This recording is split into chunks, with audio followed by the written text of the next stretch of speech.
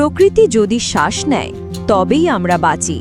পরিবেশ রক্ষা, ফলের চাহিদা পূরণ এবং আয় বাড়ানোর লক্ষ্যেই সূর্য তরঙ্গ যুব সেবা সংঘ হাতে নিয়েছে বৃক্ষরোপণ কর্মসূচি 2025। এটি এক সবুজ স্বপ্নের বীজ বপনের অঙ্গীকার। তারিখ 8ই আগস্ট 2025।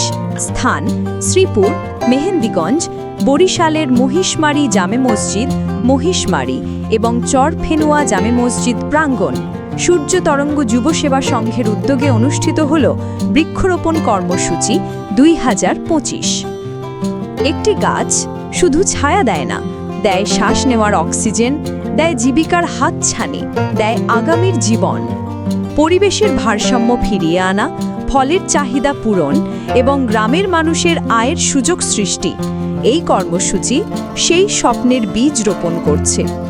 প্রকৃতির সাথে মানুষের বন্ধন হোক আরও গভীর, সবুজ হোক মাটির বুক, আশীর্বাদে ভরে উঠুক প্রতিটি গাছ, প্রতিটি প্রাণ।